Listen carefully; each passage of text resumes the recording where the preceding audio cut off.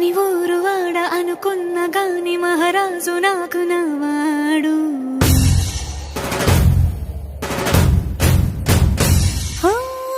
మాట పెడుసైనా మనసులో వెన్న రాయిలా ఉన్నవాడిలోన దేవుడెవరికి తెలుసును.